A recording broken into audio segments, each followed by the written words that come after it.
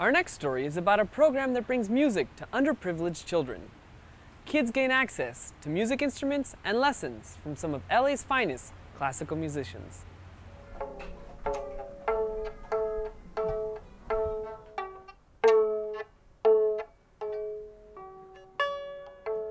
My teacher is Miss Nikki, and she said this is E, and this is A, and D, and G. This is Mina Lee. She's in the first grade. 2 months ago, she began to learn how to play the violin.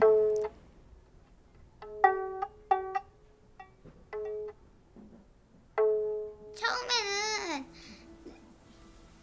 내가 바이올린 하기 싫다고 우려댔는데 조금 시작하다 보니까 좋아졌고 I just feel good and I think I'm smart at Bach and my friends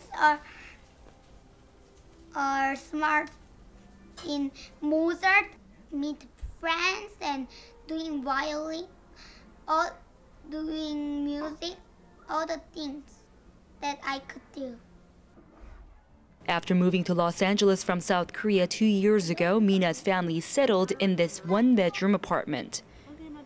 As the family is still adjusting to life in the U.S., money can be tight. Then Mina's parents learned that there's a free music education program for young aspiring musicians. 중앙일보에 그 광고가 났었어요. 그러니까 이제 뭐 조그만한 사진, 크리스틴 사진하고 그 뭐 저소득층에 한국 분들 많이 이제 모집을 하고 싶다고 얘기를 하더라고요. 근데 거기에 솔직히 딱 봤을 때는 저희도 잘 모르니까 음악을 무료로 저소득층한테 1년 동안 무상으로 가르쳐 준다라는 내용이었고요. The program is called Youth Orchestra LA, also known as YOLA. The Los Angeles Philharmonic launched YOLA 4 years ago to provide instrumental and orchestral education to LA's youth. YOLA was inspired by Venezuela's publicly funded music education program, El Sistema. Since its inception, it has been providing lessons and instruments to some 300 young musicians from mostly underprivileged neighborhoods across LA, free of charge.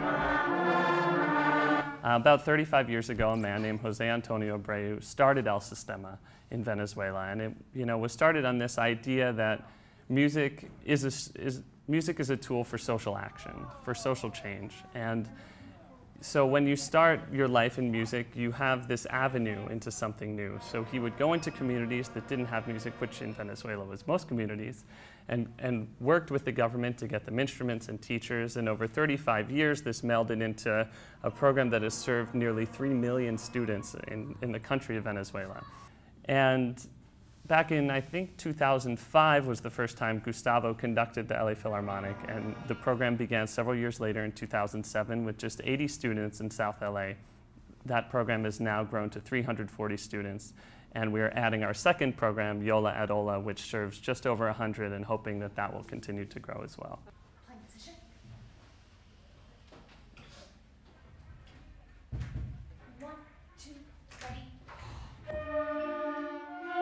There are more than a dozen youth orchestras across LA, but unlike other competitive professional ones, YOLA opens its door to anyone who's willing to learn.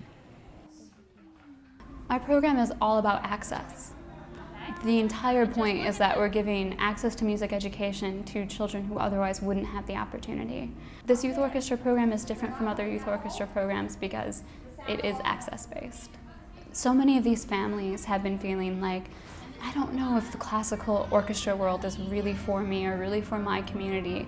And to see that start to change and to see these children start to take ownership and say, I'm a trombonist, it's been a really incredible thing. The Venezuelan program nurtured leading musicians in the world, including the LA Phil's popular, charismatic conductor, Gustavo Dudamel. I'm a student of El Sistema, and I try to take or to give the message of what we can do for the community through the music. And it's amazing to see the happiness and the joy that they have, because this is the reason why we are doing this. Those who work at YOLA say sharing the love of music has been an inspiring experience. One of our first graders said to Gustavo, "I want to be conductor when I grow up." And Gustavo cupped his face in his hands and he said, "You will be." And that kind of empowerment, now whether or not our kids go into music, that's not the point of what we're doing here. It's this idea that, you know, maybe I live in a one bedroom apartment with my entire family and maybe we don't have a lot, but I can make something out of my love of music and I can be somebody. And to instill that in a child at the age of 6 is huge. Good. Okay, good. So when I put my finger down, does it go up here? Nikki Shorts is a string teacher at YOLA. She teaches Mina and other first graders how to play the violin. Okay, so we'll have a slide, and then what is this called? And when I was a kid, I grew up in Compton, and so similar neighborhood, but my parents I never went to school in Compton. They really had to make a huge effort. I went to school in Long Beach, and they didn't have this kind of thing in my neighborhood. So for me, yes, it is a challenge because they're little kids, they're 6, how long can you keep their attention? But it really means a lot because having a program like this in this neighborhood is huge for these kids. 3. So can everyone find Once children enter YOLA, they don't go right into playing instruments. They start with the basics. I have these levels. So I don't know if you heard, they keep asking me, when do we get to pass to the next level? When do we get to use the bow? Because there's levels where I want to be able to build the motor skills while keeping them excited. So I have these levels where they have to do these different skills and things. And at the end of each level, there's the marshmallow level. And they love that. And I have this thing where they use a marshmallow for their bow hold. And if they don't smash the marshmallow, which means they're not squeezing, then they get to eat it.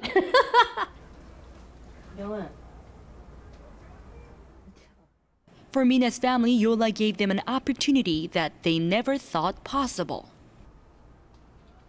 고맙고 음악이나 미술을 가르치는 엄두가 안 났던 거죠. 그러니까 생각도 안 했던 부분이었고, 그러니까 저희도 몰랐던 부분을 이제 알게 됐으니까. Until the day Mina plays the violin with the bow, she will be learning more about music, one string at a time. 좀 더 많은 노래들을 배우고 그 바이올린 할 때 이렇게 하는 것도 배우고 싶어요. 2, 2, 2. Awesome. Who wants to choose the next